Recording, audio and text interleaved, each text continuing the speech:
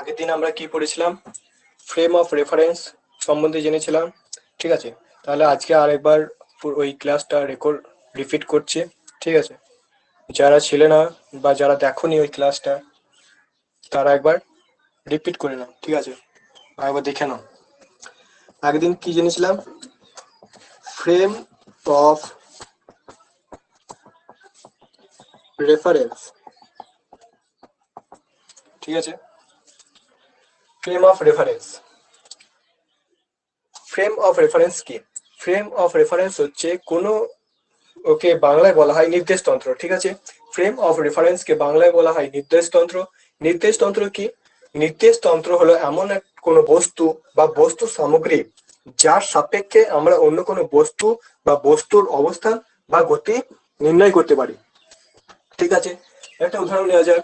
ধরি আমি এখানে দাঁড়িয়ে আছি। ঠিক আছে, আমার সামনে দিয়ে একটা ট্রেন চলে গেল। সেক্ষেত্রে আমার সাপেক্ষে ট্রেনটি গতিশীল, তাহলে আমি হলাম এখানে নির্দেশতন্ত্র। ঠিক সেরকমই যদি আমরা একটা আমাদের সূর্য আছে, এবার সূর্যের সাপেক্ষে আমাদের পৃথিবী গতিশীল, তাহলে এখানে নির্দেশতন্ত্র কি? এখানে নির্দেশতন্ত্র সূর্য, কারণ সূর্যের সাপেক্ষে পৃথিবী গতিশীল। এবার এই নির্দেশতন্ত্রকে তিন ভাগে আমরা সাধারণত ভাগ করেছিলাম: একমাত্রিক নির্দেশতন্ত্র, দ্বিমাত্রিক নির্দেশতন্ত্র আর ত্রিমাত্রিক নির্দেশতন্ত্র। আরেকটি নির্দেশতন্ত্র আমরা নিয়েছিলাম যাকে আমরা বলেছিলাম পোলার নির্দেশতন্ত্র। পোলার নির্দেশতন্ত্রটা দ্বিমাত্রিক নির্দেশতন্ত্রের একটা স্পেশাল কন্ডিশন। ঠিক আছে, আমরা আরেকবার রিপিট করে নিচ্ছি তাড়াতাড়ি বিষয়গুলো। একমাত্রিক নির্দেশতন্ত্র হলো, ধর যাক কোনো একটি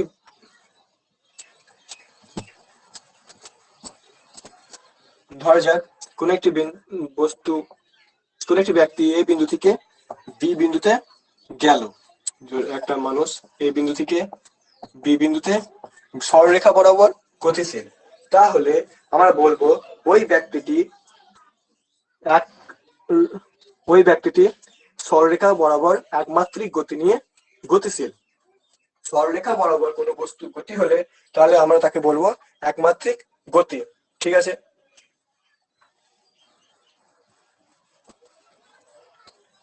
এবার আসছে আমরা দ্বিমাত্রিক নির্দেশতন্ত্র। দ্বিমাত্রিক নির্দেশতন্ত্র সাধারণত সমতলের উপর হয়। যেমন এখানে আমাদের এই বোর্ডটা হলো একটি দ্বিমাত্রিক তল।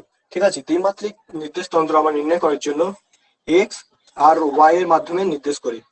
এটা ওয়াই অক্ষ, এটা এক্স অক্ষ। ঠিক আছে, এবং এই ওয়াই অক্ষ আর এক্স অক্ষের উপর একটি বিন্দু পি নিলাম, যার মূল বিন্দু থেকে দূরত্ব হলো আর। তাহলে আমরা কিভাবে এখন পি এর অবস্থান নির্ণয় করব? সেই ক্ষেত্রে আমাদের কি করতে হবে? পি থেকে একটি লম্ব আমরা টানলাম এ আর এম। ঠিক আছে, এখন ও এ বিন্দুর দূরত্ব এক্স অক্ষ বরাবর এক্স আর এপি বিন্দুর দূরত্ব হচ্ছে ওয়াই অক্ষ বরাবর ওয়াই। যেহেতু ও এ সমান্তরাল কার সঙ্গে? এমপির সঙ্গে, যার মান হলো এক্স। আবার এপি কার সঙ্গে সমান্তরাল? এপি সমান্তরাল হলো ও এম এর সাথে, যার মান হলো কত? ওয়াই। ঠিক আছে, তাহলে এবার আমরা পিথাগোরাস উপপাদ্যের মাধ্যমে আর এর মান জানতে পারবো। আর এখানে কি? আর হলো অতিভুজ। তাহলে আমরা কি জানি? অতিভুজের স্কয়ার সমান লম্ব স্কয়ার প্লাস ভূমি স্কয়ার, মানে আর স্কয়ার সমান x square plus y square. অতএব আর সমান √x square plus y square. ঠিক আছে, এটি দ্বিমাত্রিক নির্দেশতন্ত্রের ক্ষেত্রে আর এর মান নির্ণয় করার সূত্র। এবার আসছি আমরা ত্রিমাত্রিক নির্দেশতন্ত্রে।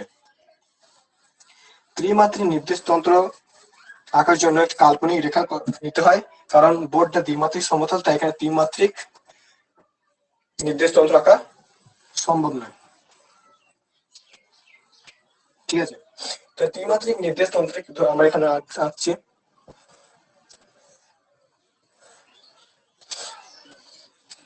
ধরি এটা এক্স অক্ষ, এটা ওয়াই অক্ষ, এটা জেড অক্ষ।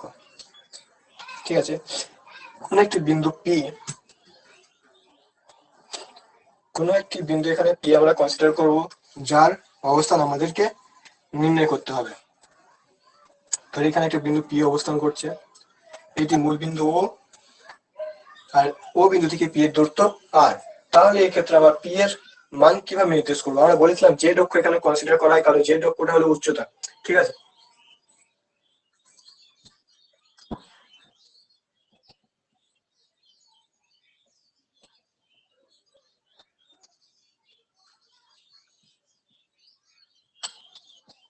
তাহলে এই মানটা কত? এই মানটা তো ও ওয়াই এর সমান্তরাল, তাহলে এই মানটা হলো ওয়াই, এটার মান হলো এক্স, আর এটার মান হলো জেড। এই ক্ষেত্রে আমরা আয়ের মান যেটা পেয়েছিলাম, আয়ের মান, আর এর মান হলো কি, ত্রিমাত্রিক নির্দেশ তন্ত্রের ক্ষেত্রে আর এর মান হলো √(x² + y² + z²। আর দ্বিমাত্রিকের ক্ষেত্রে আর এর মান হলো √(x² + y²। ঠিক আছে,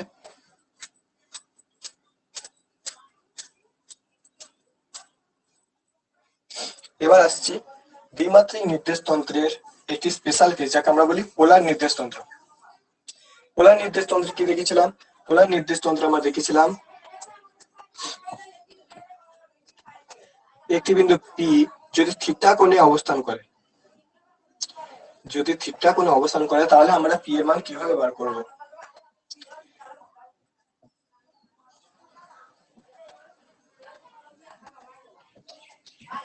সেই ক্ষেত্রে আমরা কি পেয়েছিলাম? সাইন এবং কস থিটার মাধ্যমে আমরা কি পেয়েছিলাম? কস থিটা সমান কি? কস থিটা সমান হচ্ছে ভূমি বাই অতিভুজ। এখানে কস থিটা সমান যদি আমরা ভূমি বাই অতিভুজ করি, তাহলে আমরা কি পাবো? কস থিটা সমান ভূমি কত এক্স আর অতিভুজ কত আর, সমান কি পেয়েছিলাম? এক্স সমান আর কস থিটা, আর ওয়াই সমান কি পেয়েছিলাম? আর সাইন থিটা। সেখান থেকে আমরা ট্যান থিটা সমান পেয়েছিলাম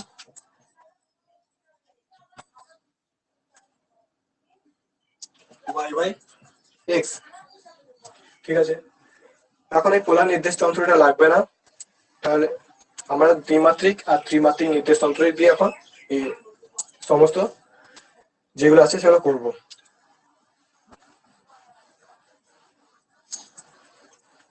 এবার কালকে আমরা বলেছিলাম স্কেলার রাশি আর ভেক্টর রাশি। স্কেলার রাশি কি এবং ভেক্টর রাশি কি? তোমরা সবাই জানো স্কেলার রাশি আর ভেক্টর রাশি সম্বন্ধে মোটামুটি আমরা আগের ক্লাসগুলোতে 9-10 ক্লাসে ছিল, সেগুলো সবাই জানো যে স্কেলার রাশি আর ভেক্টর রাশি কি। তবুও আরেকবার আলোচনা করছি। যেসব রাশিকে পরিমাপ করা হয়, যেসব রাশিকে পরিমাপ করা যায়, তাদেরকে আমরা কি বলি? ভৌত রাশি। যেসব রাশিকে পরিমাপ করা যায় তাদেরকে আমরা কি বলি? ভৌত রাশি। এই ভৌত রাশি ক প্রকার? দু প্রকার। ভৌত রাশি ক প্রকার? দু প্রকার। একটা হলো স্কেলার রাশি আর একটা হলো ভেক্টর রাশি। ভৌত রাশি ক প্রকার? দু প্রকার। একটি হলো স্কেলার রাশি আর একটি হলো ভেক্টর রাশি। স্কেলার রাশি কাকে বলে? স্কেলার রাশি যার শুধুমাত্র মান থাকবে কিন্তু কোনো দিক থাকে না, তাকে আমরা স্কেলার রাশি বলি। স্কেলার রাশি কি থাকে? শুধুমাত্র ম্যাগনিটিউড থাকে, শুধুমাত্র ম্যাগনিটিউড থাকে, তাই আমরা ওকে স্কেলার রাশি বলি। কিন্তু ভেক্টর রাশির ক্ষেত্রে ম্যাগনিটিউড এবং ডিরেকশন দুটোই থাকবে।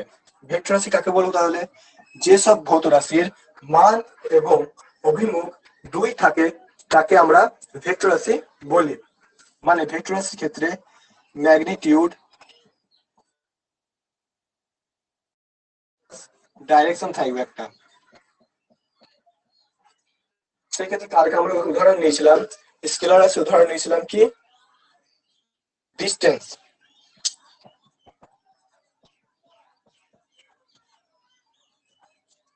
আর ভেক্টর রাশি উদাহরণ নিয়েছিলাম কি? ডিসপ্লেসমেন্ট।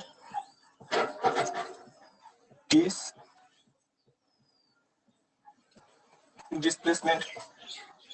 স্কেলার রাশি উদাহরণ মাস, ভর একটি স্কেলার রাশি। অনেক উদাহরণ আছে, আমরা এখানে দুটো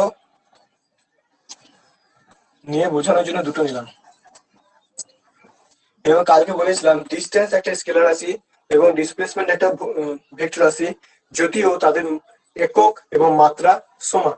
কারণ ডিস্টেন্সের ক্ষেত্রে আমাদের কোনো দিক উল্লেখ করার প্রয়োজন হয় না, কিন্তু ডিসপ্লেসমেন্টের ক্ষেত্রে আমাদের দিক উল্লেখ করতে হয়। ঠিক আছে। আর ডিসপ্লেসমেন্ট ডিসপ্লেসমেন্ট হলো শর্টেস্ট ডিস্টেন্স। ধরি এখানে একটি লোক এইভাবে একটা জায়গায় গেল, এ বিন্দু থেকে বি বিন্দুতে গেল। ঠিক আছে, এটা পুরো লেন্থটাকে আমরা কি বলবো? ডিস্টেন্স। কিন্তু ডিসপ্লেসমেন্ট আমরা এই শর্টেস্ট ডিস্টেন্স এ থেকে বি টাকে, এই শর্টেস্ট ডিস্টেন্সটাকে আমরা বলবো ডিসপ্লেসমেন্ট। ঠিক আছে। এবার আরেকটা বলেছিলাম যে ডিস্টেন্স কখনো শূন্য হয় না। এই ডিস্টেন্সটা কখনোই শূন্য হয় না। ধরা যাক একটি লোক এ বিন্দু থেকে যাত্রা শুরু করে আবার ঘুরিয়ে এই বিন্দুতে এলো, সেক্ষেত্রে কিন্তু লেন্থ আমরা পেয়ে যাবো, তাকে আমরা বলবো ডিস্টেন্স। কিন্তু যেহেতু মানে ইনিশিয়াল পয়েন্ট আর এন্ড পয়েন্ট সমান, সেই জন্য কিন্তু আমরা ডিসপ্লেসমেন্ট শূন্য হবে, কারণ এর ইনিশিয়াল পয়েন্ট আর এন্ড পয়েন্ট দুটো সমান, সেই জন্য আমাদের পাবো ডিসপ্লেসমেন্ট 0। ঠিক আছে। আর একটা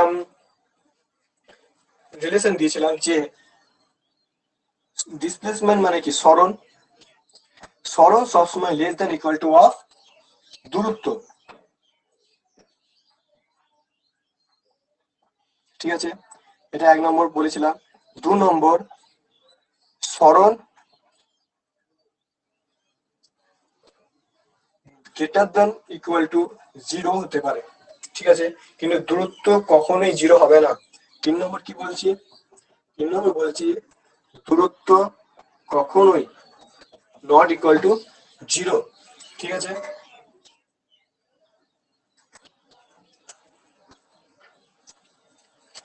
তাহলে এবার আমরা আমাদের যেহেতু ফিজিক্সে ভেক্টর খুবই ইম্পর্টেন্ট একটা টপিক, সেই জন্য আমরা আজকে ভেক্টর টপিকটা আলোচনা করব। ঠিক আছে।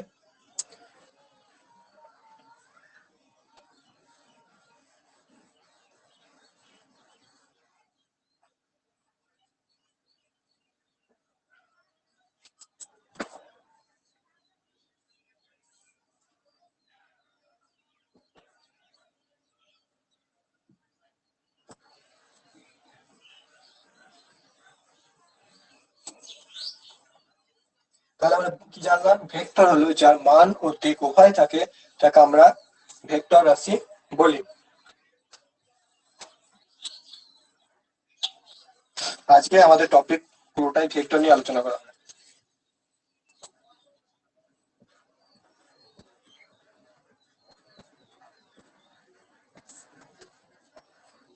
ভেক্টর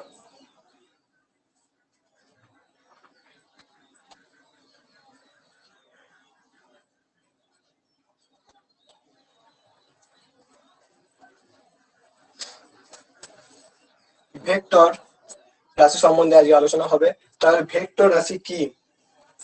তাহলে প্রথমে জানা যাক ভেক্টর রাশি। যেরকম বললাম যে যে ভৌত রাশির মান ও অভিমুখ দুটোই থাকে, তাকে আমরা কি বলবো? ভেক্টর রাশি। ঠিক আছে।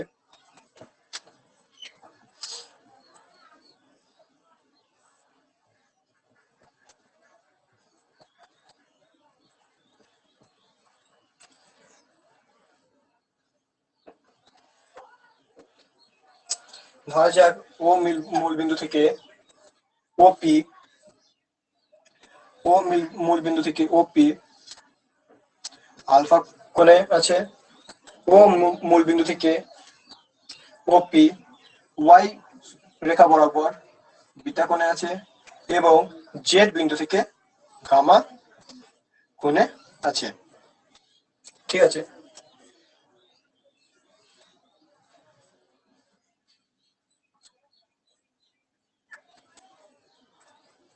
এই ক্ষেত্রে আমরা এই পুরো ফিগারটাকে কনসিডার করে আজকে টোটাল আলোচনাটা হবে। ঠিক আছে।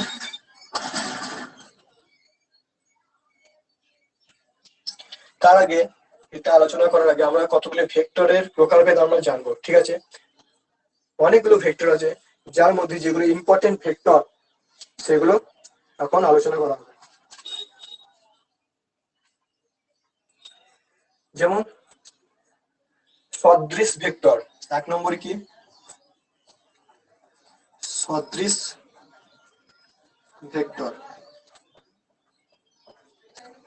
সদৃশ ভেক্টর বা লাইক ভেক্টর কি? সদৃশ ভেক্টর হলো, ধরা যাক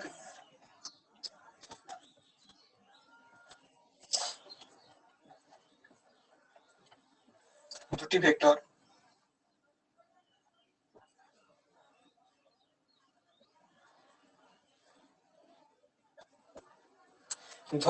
ভেক্টর হলো, একটি ভেক্টর এ, একটি ভেক্টর বি, একটি যাচ্ছে এ বি বরাবর আর একটি যাচ্ছে পি কিউ বরাবর। এই ক্ষেত্রে এ এবং বি ভেক্টরটাকে সদৃশ ভেক্টর বলবো, কারণ এই দুটোর অভিমুখ এক। যদি কোনো ভেক্টরের অভিমুখ একই হয়, সেই ক্ষেত্রে আমরা সেই ভেক্টর দুটিকে পরস্পরের সদৃশ ভেক্টর বলবো। এই ক্ষেত্রে কিন্তু ভেক্টর দুটির মান সমান না হতেও পারে, ঠিক আছে? ম্যাগনিটিউড সমান না হলেও যদি কোনো দুটি ভেক্টরের অভিমুখ সমান হয়, সেই ক্ষেত্রে আমরা ওই দুটি ভেক্টরকে সদৃশ ভেক্টর বলবো, ঠিক আছে? এবার আসছে অসদৃশ ভেক্টর বা আনলাইক ভেক্টরস। অসদৃশ ভেক্টর বা আনলাইক ভেক্টরস। অসদৃশ ভেক্টর আর কিছুই নয়, যদি এই বি এর অভিমুখটা বিপরীত করে দিই, মানে ডিরেকশনটা যদি উল্টিয়ে দিই, তাহলে আমরা বলবো এ ভেক্টর এবং বি ভেক্টর দুটি অসদৃশ ভেক্টর। অসদৃশ ভেক্টর বলবো কারণ এদের মান যাই হোক না কেন, যদি তাদের অভিমুখ পরস্পরের বিপরীত হয়, সেক্ষেত্রে আমরা ওই ভেক্টর দুটিকে পরস্পরের অসদৃশ ভেক্টর বা আনলাইক ভেক্টর বলবো, ঠিক আছে? এবার সমান ভেক্টর কাকে বলে? পরের টপিক হচ্ছে সমান ভেক্টর কাকে বলে বা ইকুয়াল ভেক্টর কাকে বলে।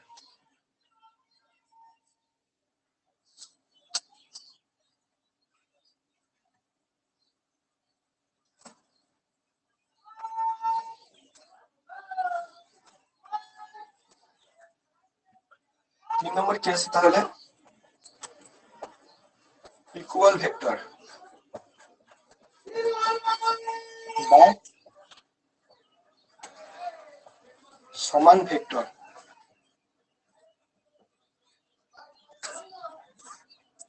দুটি ভেক্টর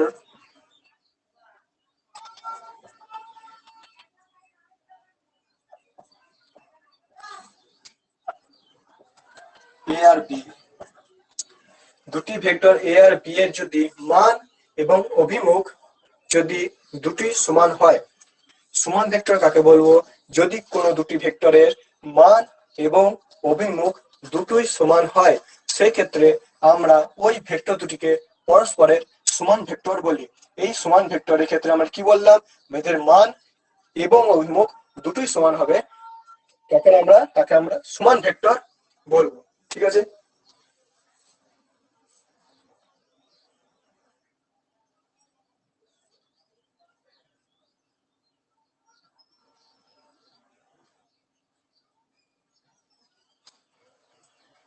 এরপরে আমরা আসছি সমরেখীয় ভেক্টর। সমরেখীয় vector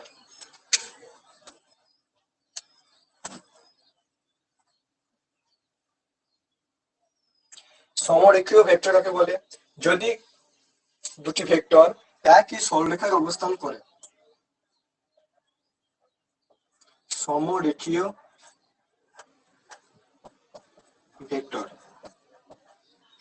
সমরেখীয় vector.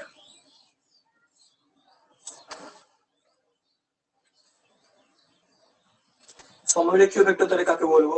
সমরেখীয় ভেক্টর তাদেরকে বলা হবে যারা একই সরলরেখায় বা একই সমান্তরাল রেখায় অবস্থান করে, ঠিক আছে?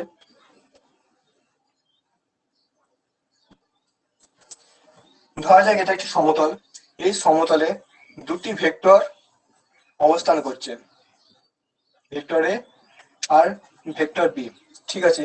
এই ভেক্টর এ এবং ভেক্টর বি ভেক্টর দুটি যদি পরস্পর সমান্তরাল হয়, সেই ক্ষেত্রে আমরা এই দুটি ভেক্টরকে এইভাবে লিখতে পারি, যেখানে টি একটি স্কেলার আছে। কারণ এইভাবে লেখার কারণ হলো, ধরা যাক আমরা অঙ্কে ছোটবেলায় পড়েছিলাম, যদি কোনো বস্তু সরি, যদি কোনো দুটি সংখ্যা সমানুপাতিক সম্পর্কে থাকে, মানে ডাইরেক্টলি প্রপোর্শনাল যদি থাকে, ধরা যাক এক্স একটি সংখ্যা, এই যদি ওয়াই এর সঙ্গে ডাইরেক্টলি প্রপোর্শনাল থাকে, সেই ক্ষেত্রে আমরা একটি কনস্ট্যান্ট নিয়েছিলাম কে, ঠিক আছে। ঠিক সেরকমই এই দুটি হলো বি আর এ হলো ডাইরেক্টলি প্রপোর্শনাল, পরস্পর সমানুপাতিক। সেই জন্য এই ভেদ এখানে যদি আমরা এভাবে নাও লিখি,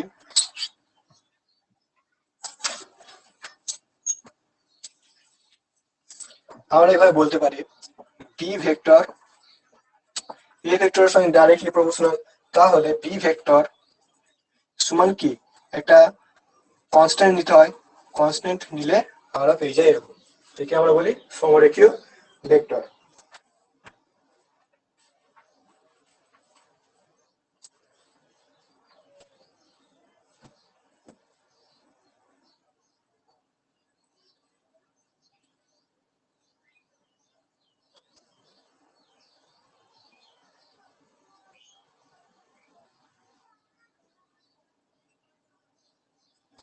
ঠিক আছে,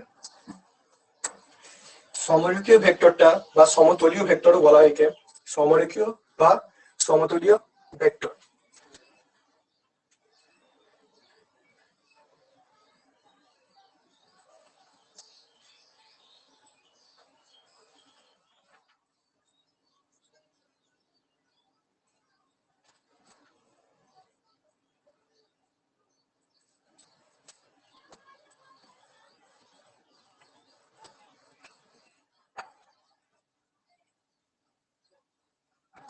সমতলীয় ভেক্টরের মান কিভাবে আমরা বার করব, সেই রেজাল্টেন্ট মান আর কি। সমতলীয় ভেক্টর যদি দ্বিমাত্রিক তলে অবস্থান করে, সেই ক্ষেত্রে আমরা রেজাল্টেন্ট কিভাবে বার করব সেটা এবার আমরা দেখব।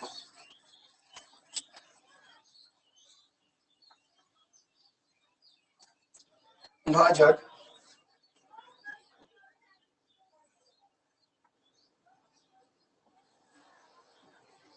সরি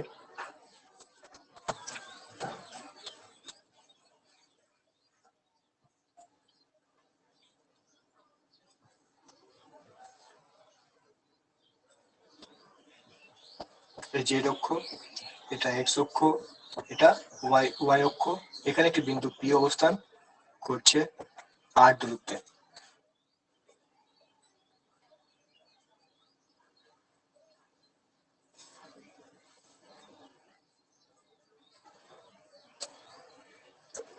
সমতলীয় ভেক্টরের ক্ষেত্রে ত্রিমাত্রিক নির্দেশতন্ত্র ব্যবহার না করলেও হবে, ঠিক আছে।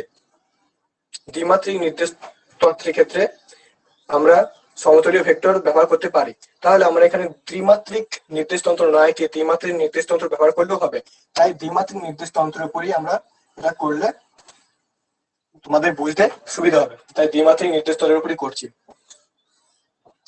ধরা যাক এটি ওয়াই অক্ষ, এটি এক্স অক্ষ, এখানে একটা বিন্দু পি অবস্থান করছে আর দূরত্বে, পি বিন্দু থেকে এটা এতে ছেদ করেছে এবং এটা এম বিন্দুতে ছেদ করেছে, ঠিক আছে। মূল বিন্দু ও থেকে ও এর দূরত্ব হলো এক্স এবং এপির দূরত্ব হলো ওয়াই, তাহলে ও এম ও ওয়াই হবে, কারণ দুটি পরস্পর সমান্তরাল, ঠিক আছে। তাহলে এম পি এর মানও কিন্তু এক্সই হবে এখানে, ঠিক আছে। এবার প্রশ্ন হলো, যদি ধরা যাক ও এ বরাবর একটি ভেক্টর এ অবস্থান করছে এবং এপি বরাবর একটি ভেক্টর বি অবস্থান করছে, ঠিক আছে। ও এ বরাবর একটি ভেক্টর এ অবস্থান করছে এবং এপি বরাবর একটি ভেক্টর বি অবস্থান করছে, তাহলে এই রেজাল্টেন্ট ভেক্টর আর এর মান কত হবে সেটা এখানে আমরা বার করব। এটা হলো কিন্তু একই সমতলে অবস্থান করছে পরস্পর দুটি ভেক্টর, তাই এটা হলো এই এ ভেক্টর এবং বি ভেক্টর হলো সমতলীয় ভেক্টর, ঠিক আছে। এই রেজাল্টেন্ট আর এর মান এখানে আমরা কত বার করব। কেউ অনলাইন আসছে না কেন?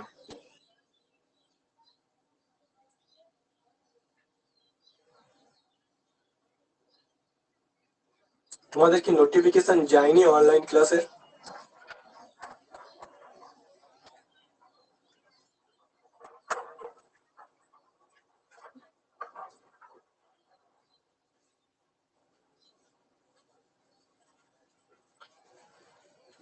বেশ, ঠিক আছে। সমতলীয় ভেক্টরের ক্ষেত্রে ফর্মুলাটা লিখে নাও।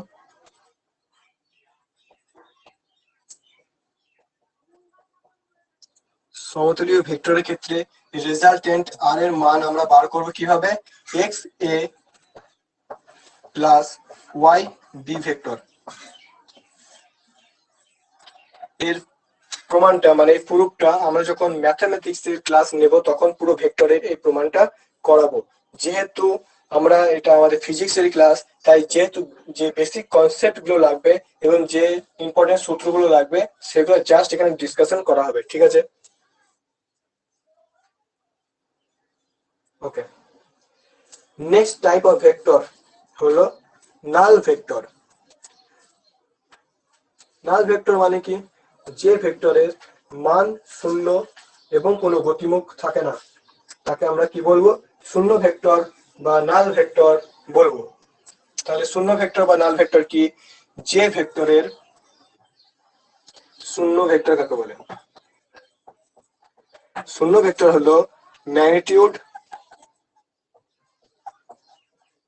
0 এবং ডাইরেকশন থাকে না। যে ভেক্টরের মান শূন্য এবং কোনো ডাইরেকশন থাকে না তাকে আমরা শূন্য ভেক্টর বা নাল ভেক্টর বলি, ঠিক আছে? এবার আসছে একক ভেক্টর।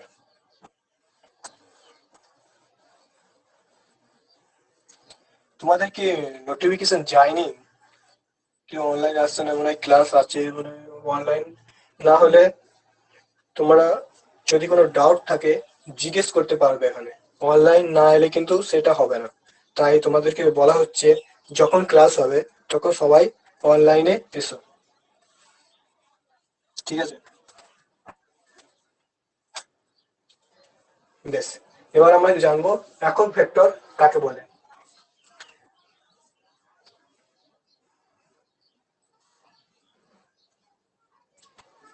একক ভেক্টর হলো যে ভেক্টরের মান হলো এক একক। যে ভেক্টরের মান হলো এক একক।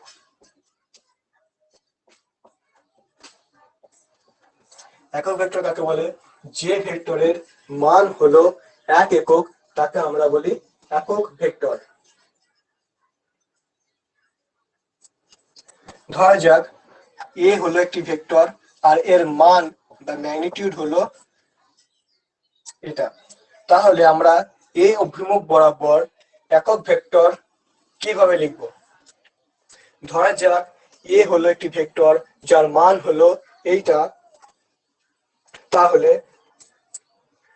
এ ভেক্টরের অভিমুখে আমরা লিখতে পারি একক ভেক্টর সমান এটা লিখতে পারি তো? সরি উল্টো হয়ে গেল আমার। আমরা লিখতে পারি এ একক ভেক্টর সমান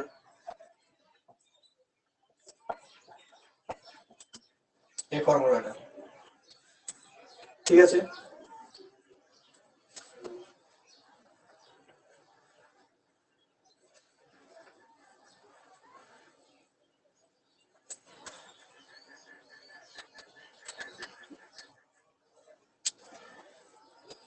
বেশ, এবার জানবো আমরা ভেক্টর কোসাই আর ভেক্টর রেশিও কাকে বলে, ঠিক আছে?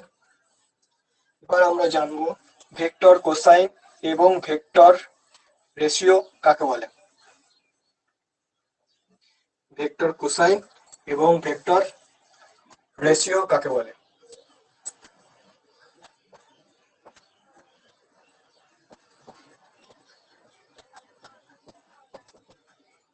Vector cosine and vector ratio. Vector cosine and vector ratio.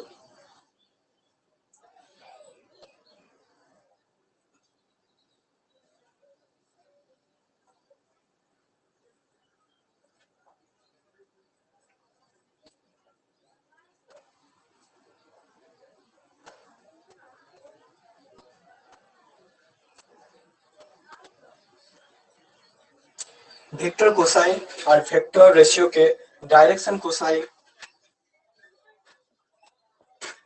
বা ডিরেকশন কোসাইন আর ডিরেকশন রেশিও বলা হয়।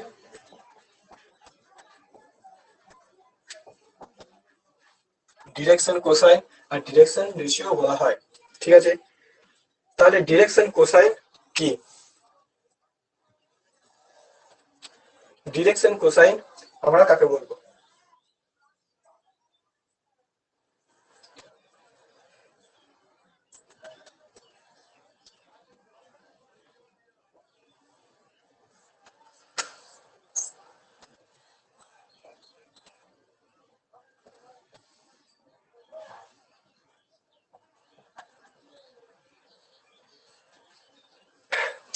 ডিরেকশন কোসাইন কাকে বলবো?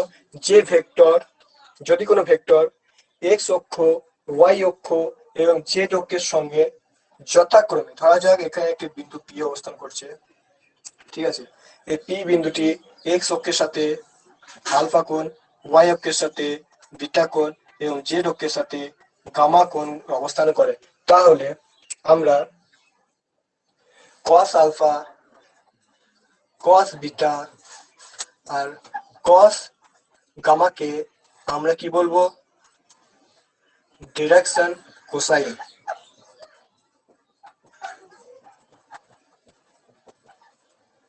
ঠিক আছে,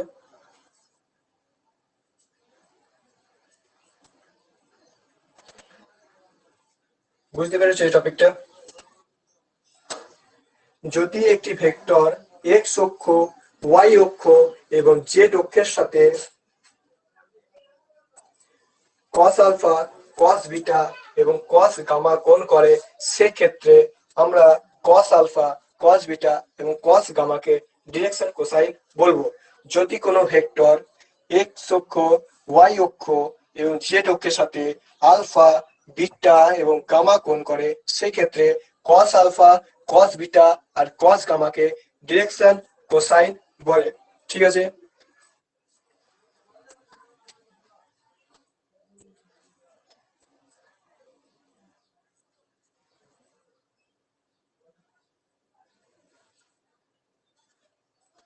ঠিক আছে, ডিরেকশন কোসাইনটাকে আরো আমরা ডিপলি বোঝার চেষ্টা করছি। ঠিক আছে,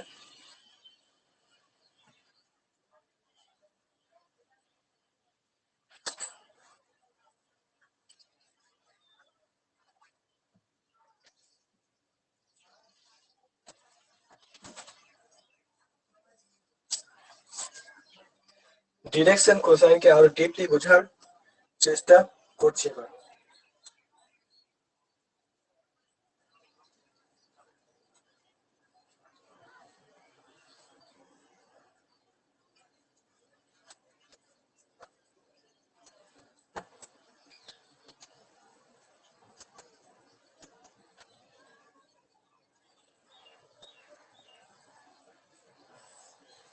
ঠিক আছে, ধরি এটা এক্স অক্ষ, এটা ওয়াই অক্ষ, এটা জেড অক্ষ। ঠিক আছে, এখানে একটি বিন্দু পি অবস্থান করছে,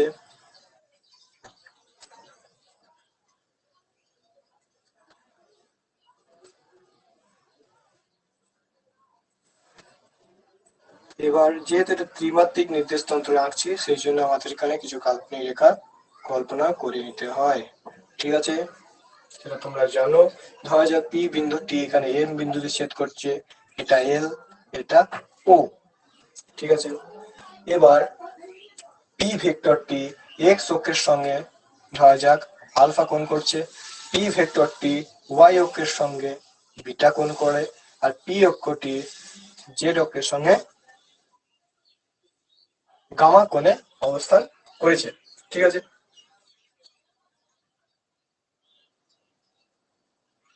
তাহলে আমরা ডিরেকশন কোসাইন সমান কি পেয়েছিলাম? Cos alpha, cos gamma, cos beta আর কস গামা। এবার এখানে কস আলফাটাকে এল দ্বারা ডিনোট করা হয়, কস আলফাটাকে এল দ্বারা ডিনোট করা হয়, কস বিটাটাকে এন দ্বারা ডিনোট করা হয়, আর কস গামাটাকে এন দ্বারা ডিনোট করা হয়। ঠিক আছে, ডিরেকশন কোসাইনে কস আলফাটাকে এল দ্বারা ডিনোট করা হয়, কস বিটাটাকে এম দ্বারা ডিনোট করা হয় আর কস গামাকে এন দ্বারা ডিনোট করা হয়। এগুলো কি? এগুলো হলো ডিরেকশন কোসাইন্স। ঠিক আছে, এগুলো হলো ডিরেকশন কোসাইন্স। এবার প্রশ্ন আমাদের কি, আমাদের মূল উদ্দেশ্য এখানে প্রমাণ করা যে L square plus N square plus N square সমান 1, এটাকে আমাদের প্রুভ করতে হবে। ঠিক আছে, তাই এবার আমরা এটাই প্রুভ করার চেষ্টা করব।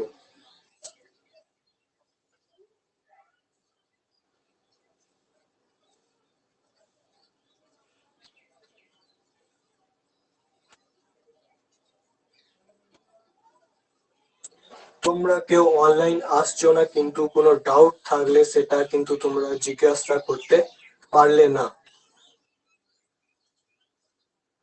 আজকের ক্লাসে যদি কারো ডাউট থাকে তাহলে তারা চ্যাট বক্সে গিয়ে জানাতে পারবে।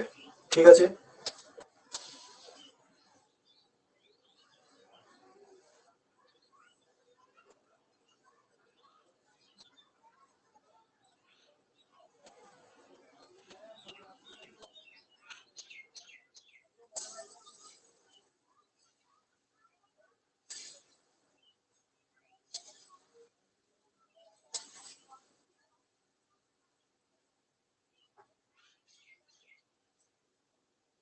ভেক্টর চ্যাপ্টারটি কিন্তু খুব ইম্পর্টেন্ট। এই ভিডিওটা আপলোড করা হবে, তোমরা যেন দেখে নিও। ঠিক আছে,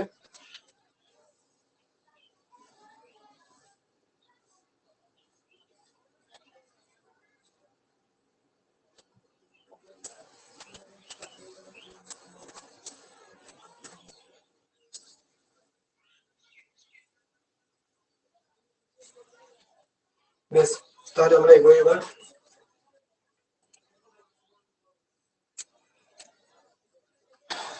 আমাদের প্রমাণ করতে কি হবে? L square plus M square plus N square সমান 1, এটা আমাদের প্রমাণ করতে হবে এই ফিগারটা থেকে।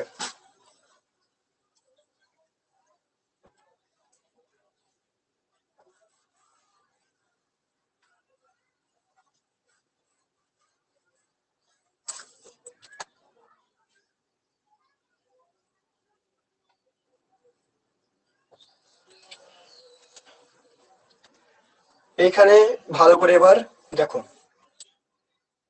ও বিন্দু থেকে কিউ বিন্দুটি এক্স অক্ষ বরাবর কতটা গেল? এক্স,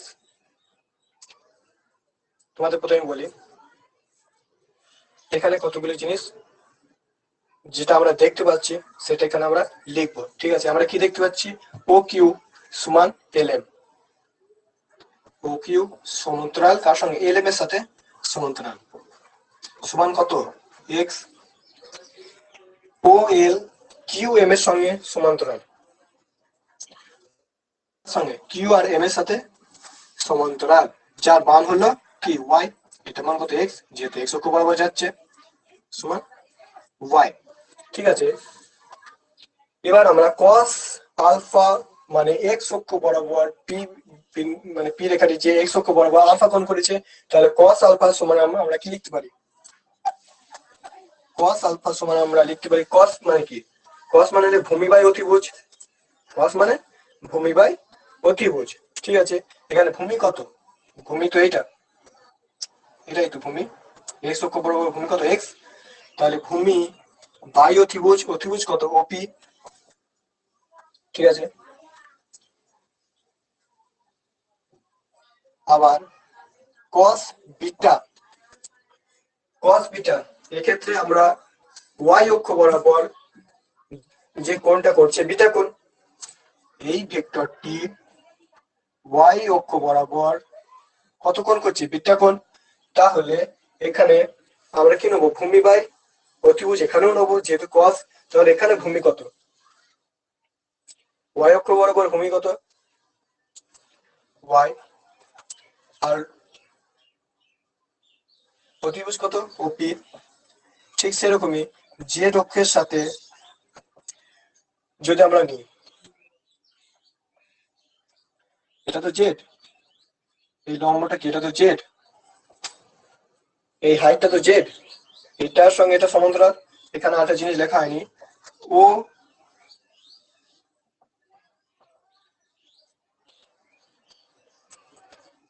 যদি আমরা এই বিন্দুটাকে এল ধরি, ঠিক আছে, সরি এল ধরে হয়েছে, এস ধরি, তাহলে আমরা কি লিখতে পারবো? ও এস সমান্তরাল পিকিউ। ও এস সমান্তরাল কি পিকিউ সমান কি জেড। ও এস সমান্তরাল পিকিউ সমান জেড। তাহলে এই ক্ষেত্রে আমাদের ভূমি কত? ভূমি, এই জেডটা ভূমি, তাহলে জেড বাই ওপি। ওপিটা কি অতিভুজ, তাই তো? বোঝা যাচ্ছে? এবার আমরা প্রথমেই কি বলেছিলাম? কস আলফা, কস বিটা আর কস গামা। কস আলফা সমান আমরা কি ধরেছিলাম? এল। কস বিটা সমান ধরেছিলাম এন। আর কস গামা সমান ধরেছিলাম এন। তাহলে আমরা এখানে কি লিখতে পারি? যে কস আলফা সমান এক্স বাই ওপি সমান এল, কস বিটা সমান ওয়াই বাই ওপি সমান এন, কস গামা সমান জেড বাই ওপি সমান এন, তাই তো? তাহলে যদি আমরা এল স্কোয়ার নিই, এল স্কোয়ার কত হবে? এল স্কোয়ার কত হবে? X square by OP square. ওপিটা ভেক্টর, তাই এভাবে তাদের মান নির্দেশ করতে হয়। এল স্কোয়ার তো আমরা সমান আমরা কি পাবো? X square by OP square. M square সমান আমরা কি পাবো? Y square by OP square. আর এন স্কোয়ার সমান আমরা কি পাবো? জেড স্কোয়ার সমান এই বাই ওপি স্কোয়ার। ঠিক আছে, তার এবার আমরা যদি এল স্কোয়ার, এম স্কোয়ার আর এন স্কোয়ার যোগ করে দিই,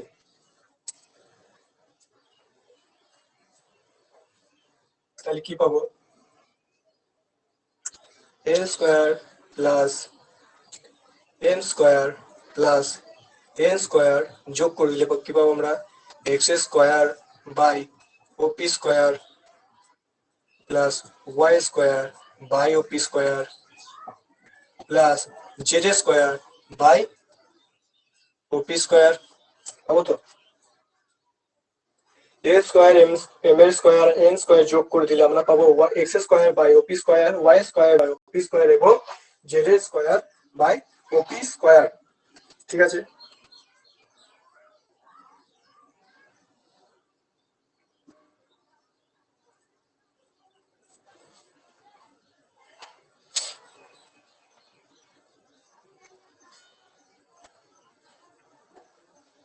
এটা হচ্ছে।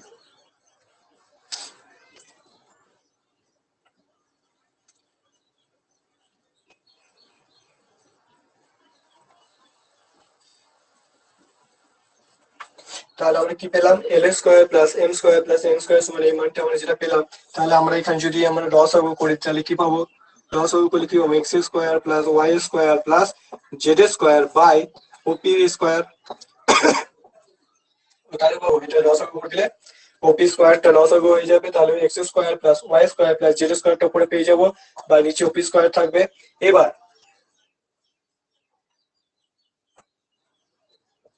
এখানে ওপি মানে কত? ওপির মান কত? আর, আর ভেক্টর। ওপির মান কত? আর।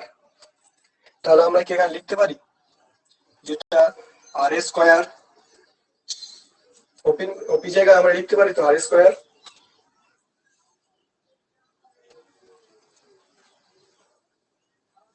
আর এটা যেহেতু ত্রিমাত্রিক নির্দেশতন্ত্র, তাই ত্রিমাত্রিক নির্দেশতন্ত্রের ক্ষেত্রে আমরা যখন করেছিলাম তখন কি পেয়েছিলাম? ত্রিমাত্রিক নির্দেশতন্ত্রের ক্ষেত্রে আর সমান কি পেয়েছিলাম? Root over x square plus Y square plus Z square. তার মানে আর স্কোয়ার সমান কত? X square plus Y square plus Z square. ঠিক আছে, তাহলে সেক্ষেত্রে এখানে x square plus Y square plus Z square সমান আমরা কি পাবো? R square. তাহলে আর স্কোয়ার কেটে গেলে কি হয়? ওয়ান। তাহলে আমরা আলটিমেটলি কি পেলাম? L square M square plus N square সমান কি পেলাম? ওয়ান। কি পেলাম? L square plus M square plus N square সমান ওয়ান। ঠিক আছে,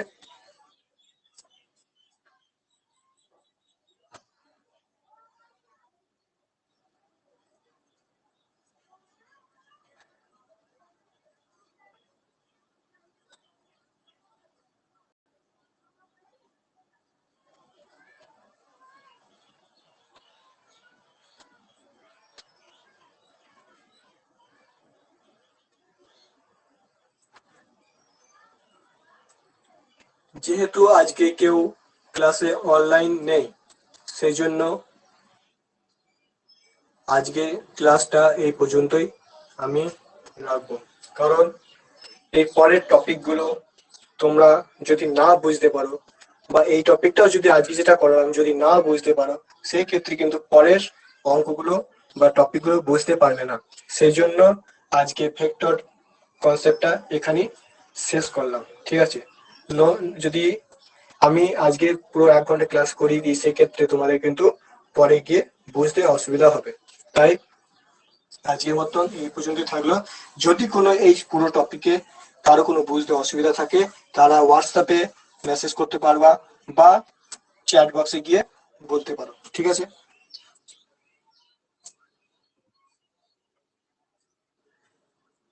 তাহলে পরের ভিডিওতে আবার দেখা হবে, এবং সবাইকে বলা হচ্ছে, রিকোয়েস্ট করা হচ্ছে যেন যখন ক্লাস হবে তখন যেন সবাই অনলাইনে এসে ক্লাসটি উপস্থিত থাকবে, ঠিক আছে। ধন্যবাদ।